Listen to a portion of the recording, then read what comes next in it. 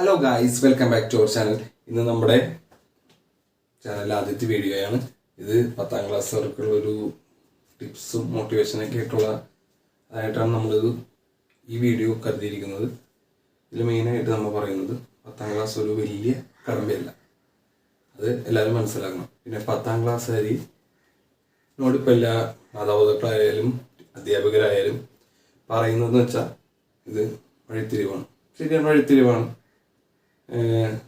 പക്ഷേ ഇടക്കിടക്ക് last bus ഉണ്ടാവുമെന്ന് പറഞ്ഞാൽ നിങ്ങൾ +2 ആകുമ്പോഴും പറയും ഇത് മറ്റൊരു വഴിത്തിരിവാണ്. ഇതിപ്പോൾ ഡിഗ്രി ആയാലും PG ആയാലും എല്ലാത്തിലും വഴിത്തിരിവ് എന്ന് ആൾക്കാർ പറയുന്നുണ്ട്. പക്ഷേ നിങ്ങൾ മനസ്സിലാക്കേണ്ട ഒരു കാര്യം, ഇത് മാത്രമല്ല ഒരു വഴിത്തിരിവ്.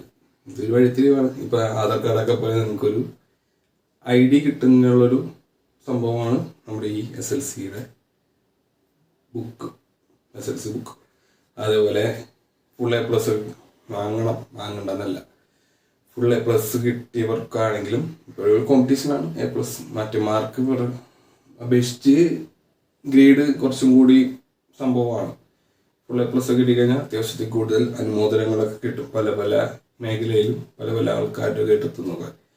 അപ്പം അതൊക്കെ കിട്ടാനൊരു ഇതാണെങ്കിൽ കൂടി +1 അഡ്മിഷൻ കിട്ടിക്കഴിഞ്ഞാൽ നിങ്ങൾ ഇപ്പോൾ വായിച്ച ഈ സർട്ടിഫിക്കറ്റിൻ്റെ ഒരു ചൂട് അങ്ങോട്ട് മാറും. പിന്നെ നിങ്ങൾക്ക് +2 പഠിച്ച് മാർക്ക് വാങ്ങാനുള്ള ലക്ഷ്യത്തിലേക്ക് പോകും. അപ്പോൾ ഇതൊരു ഫസ്റ്റത്തെ ഒരു ചുവടുവെപ്പ് എന്ന നിലയിൽ മാത്രം നിങ്ങൾ ഇതിനെ കണ്ടാൽ മതി. പിന്നെ ഈ പറഞ്ഞ പോലെ ഇത് മാത്രമല്ല നമ്മുടെ ഒരു ലക്ഷ്യം.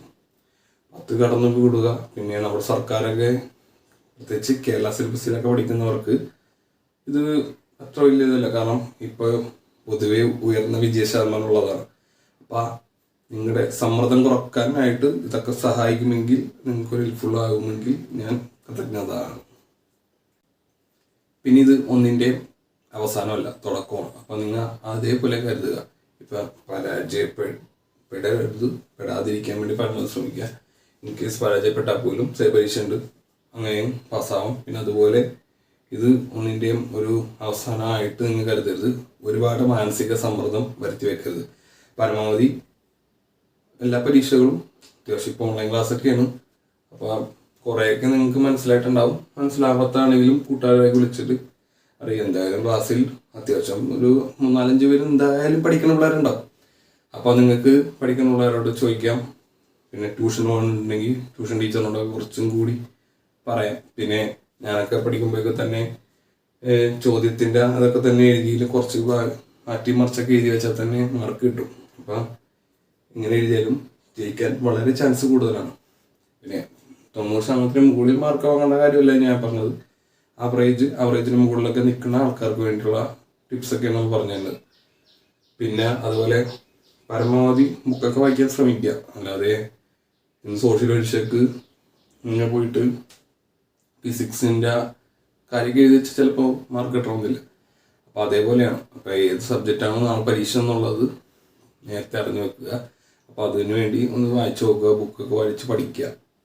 പിന്നെ ഇതൊരു മിറാക്കിളൊന്നുമല്ല, നടക്കും.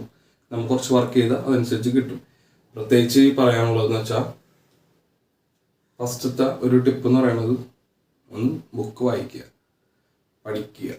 ഈ പഠിക്കാതെ അവിടെ ചെന്നിട്ട് സിനിമ കഥ എഴുതിയാൽ ജയിപ്പിച്ച് വിടണം എന്നില്ല. ചില ചോദ്യത്തിനൊക്കെ ഇതേപോലെ ഇപ്പോൾ ക്വസ്റ്റ്യൻ പേപ്പർ ഞാൻ കണ്ടായിരുന്നു, ഇങ്ങനെ സിനിമയുടെ ആൾക്കാരെയൊക്കെ റിലേറ്റ് ചെയ്തിട്ട്. അതെന്തുകൊണ്ടാണെന്ന് വെച്ചാൽ ആൾക്കാർക്ക് കൂടുതൽ മനസ്സിലാവാൻ വേണ്ടിയാണ്. അപ്പം എല്ലാവരും നന്നായിട്ട് പരീക്ഷ എഴുതുക, വിജയിക്കട്ടെ എന്ന് ആശംസിക്കുന്നു. അപ്പം അടുത്ത വീഡിയോയിൽ കാണുന്നവരെ ബൈ. പിന്നെ നമ്മുടെ ചാനൽ ആദ്യമായിട്ട് കാണുന്നവർ ഇഷ്ടപ്പെട്ട ലൈക്ക് ചെയ്യുക, അതുപോലെ സബ്സ്ക്രൈബ് ചെയ്തു നമ്മളെ സഹായിക്കുക. പിന്നെ നിങ്ങളുടെ അഭിപ്രായങ്ങൾ താഴെ കമൻ്റായിട്ട് രേഖപ്പെടുത്തുക. കൂടുതൽ നല്ല ഇൻഫോർമേറ്റീവായിട്ടുള്ള മോട്ടിവേഷൻ ആയിട്ടുള്ള വീഡിയോസായിട്ട് വരുന്നവരെ ബൈ.